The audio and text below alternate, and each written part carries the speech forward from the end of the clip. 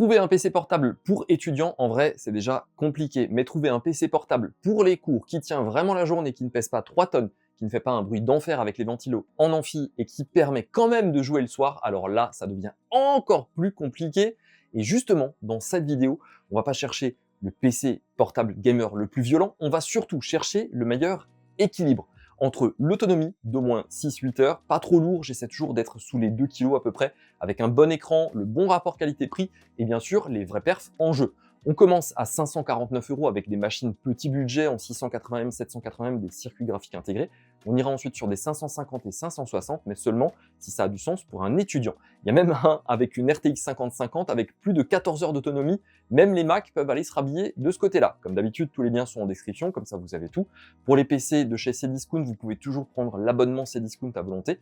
Il y a un essai de 6 jours gratuit. Après, c'est 29 € par an pour avoir la livraison express gratuite si jamais. N'hésitez pas à aller relativement vite, les prix peuvent changer super rapidement, les stocks aussi.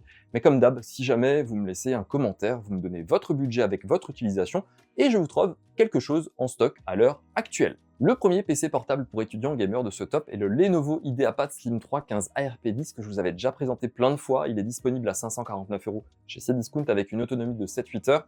Sauf si les tâches sont très lourdes, forcément, il pèse à peine 1,59 kg, le plus léger de toute cette vidéo. Il est livré sans Windows, on a un Ryzen 7 7735HS avec un circuit graphique de chez AMD, le 680M, 16 Go de mémoire vive, SSD 512 Go et il va faire tourner pas mal de jeux de manière très correcte.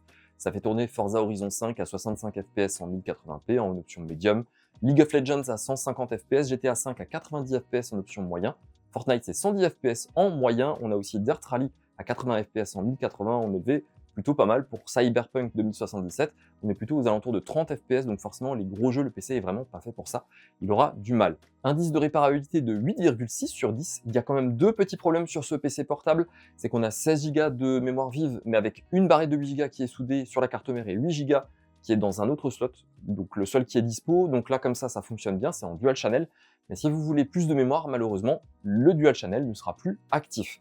Et le deuxième petit souci, c'est l'écran. Un écran 60 Hz avec 45% du NTSC au niveau des couleurs, ça signifie que les couleurs sont pas hyper bien respectées. Par contre, la résolution de l'écran, c'est du WUXGA, c'est mieux que le Full HD 1080. Donc voilà, on aura quelque chose qui est plutôt intéressant, même si c'est forcément pas la folie. Mais encore une fois, pour commencer et jouer tranquillement, c'est plutôt pas mal pour 550 €, 8 heures d'autonomie et faire tourner quelque chose. C'est un bon PC étudiant gamer petit budget, il ira bien au littéraire, en langue, en droit. Là, le taf, c'est du traitement de texte et de la prise de notes en amphi toute la journée avec juste un petit peu de LOL ou de Fortnite pour décompresser le soir. Le deuxième PC portable étudiant gamer de ce top, c'est un Dell 16X DC16255 avec un AMD Ryzen 7 250 dispo chez Amazon pour 629 €, avec cette fois-ci le circuit graphique 780M de chez AMD, 16 Go de mémoire vive sur une seule barrette, 1 Tera de SSD avec une autonomie de 8 heures en fonction de l'utilisation. Là, c'est plutôt pour les filières créa et communication, comme le graphisme, le montage vidéo léger ou le web design. 780M, c'est sûrement le circuit graphique qui a le meilleur rapport qualité-prix de tout le marché à l'heure actuelle. Il y a quand même 2-3 trucs à savoir sur ça, c'est qu'il est assez sensible aux 2 barrettes de mémoire vive, et ici, même s'il y a 16 Go, il n'y a qu'une barrette, donc il faudra passer à un moment donné à 2 barrettes. Je vous mets le lien en description pour la mémoire vive. Dans les jeux, on commence par CS2, donc en 1080 en intermédiaire, on a soit 86 fps en dual 2 barrettes, on est plutôt à 150 fps moyen, donc 74% de plus. En 1440p, une seule barrette, un peu moins de 70 fps, en dual 110 fps environ. Forza Horizon 5 en option basse, en 1080 on est à 51 images par seconde, avec 2 barrettes, on voit une belle amélioration, c'est 78 images par seconde. Fortnite en 1080 option graphique low, avec une seule barrette, on a des FPS aux alentours de 50 environ, des grosses chutes au niveau des 1% low. En dual, on a 100 FPS moyen, donc on double avec quand même toujours le même problème, des 1% low qui sont assez bas. Pour GTA 5, toujours en 1080, option basse, avec une seule barrette, on a environ 60 FPS, avec 2 barrettes, 72 FPS moyen. Et surtout les 1% low à 52 fps, on a quelque chose de plus stable.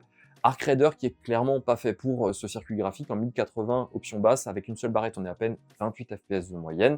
Par contre avec les 2 barrettes on a 40 fps, donc c'est pas optimal mais ça reste correct. Par contre, gros point fort ici, c'est l'écran WUXGA, meilleure résolution que le Full HD, petite luminosité de 300 nits, mais 100% sRGB, et ça j'aime beaucoup. Bel indice de réparabilité de 7,8 sur 10, à peine 2 kg, 16 pouces, c'est vraiment génial.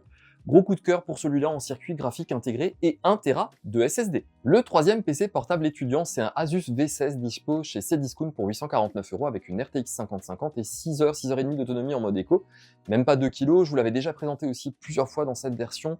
D'ailleurs, c'est le rapport qualité-prix ici qui est vraiment pas mal du tout. Là, on est plutôt sur des filières scientifiques et tech, genre informatique, data ou ingénierie, où on a besoin surtout de puissance. On est sur une RTX 5050 avec un petit TGP de 65 watts, un Intel Core 5 210H en processeur, 16 Go de mémoire vive avec une seule barrette, donc pas de dual channel de base, 512 Go de SSD, sans Windows également.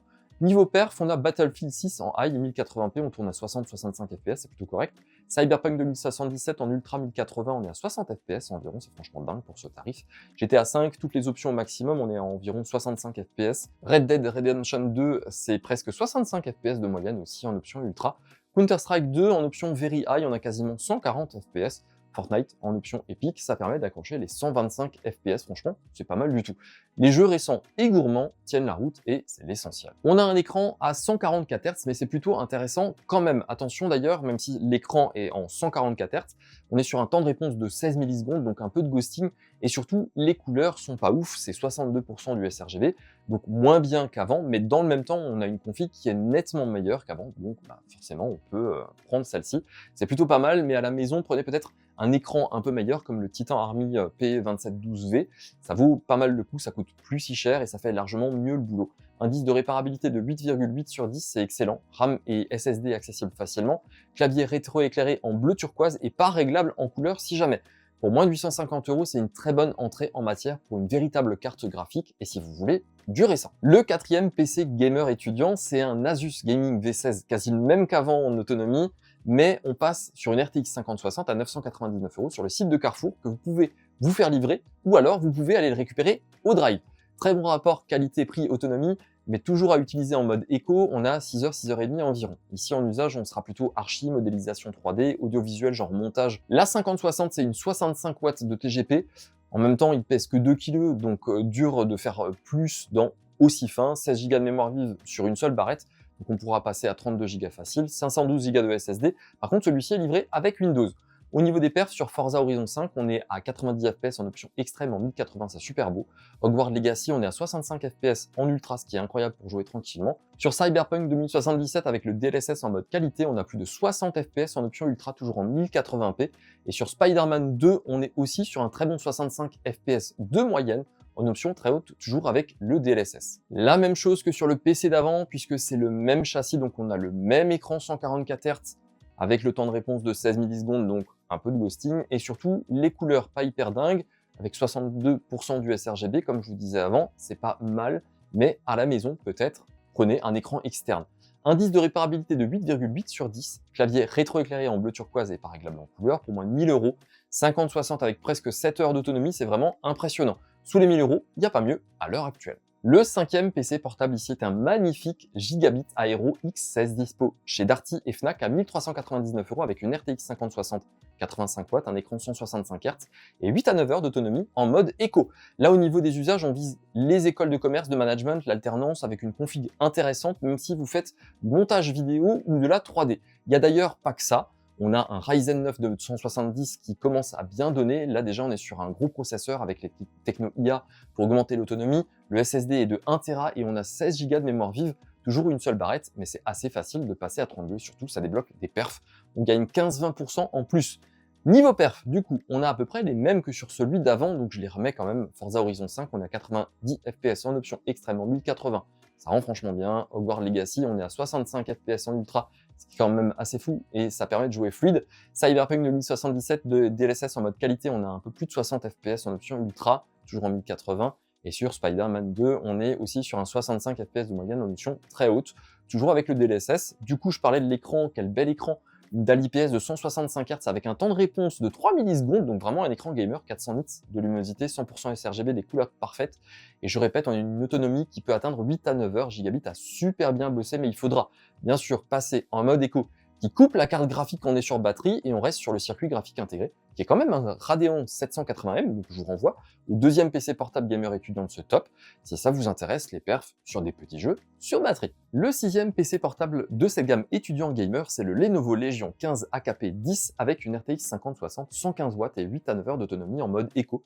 Dispo chez Cdiscount à 1499 € avec un écran OLED de toute beauté 165 Hz, Ryzen 7 350 en processeur, 32 Go de mémoire vive en 2 barrettes dual channel, 512 Go de SSD, ça c'est le seul bémol de ce PC portable, on va dire. Pour l'usage, là, on est plutôt sur les ingénieurs, le machine learning ou l'IA.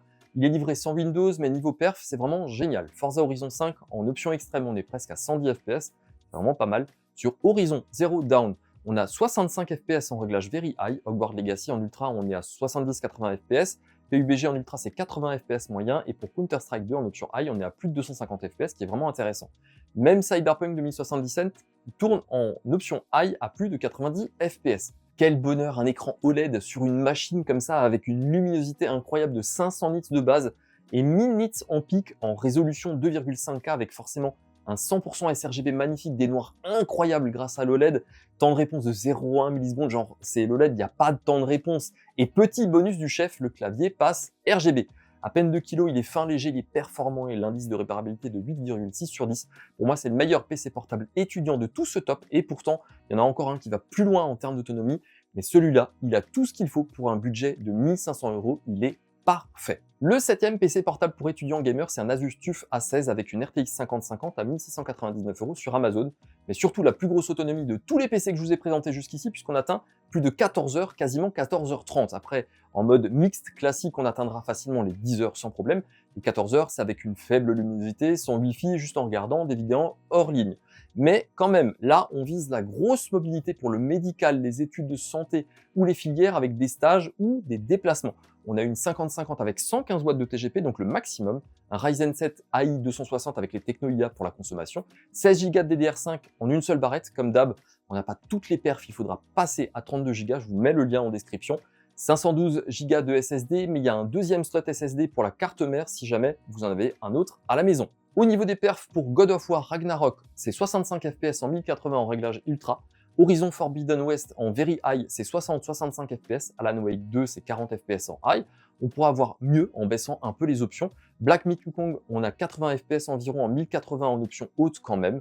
The Last of Us 2, on a 70 FPS environ en option High et ça rend le jeu beau et fluide, c'est classe. Pour Cyberpunk 2077 en ultra, quand même toujours en 1080p, on a un peu plus de 70 FPS moyen. Vraiment, ça tient bien la route.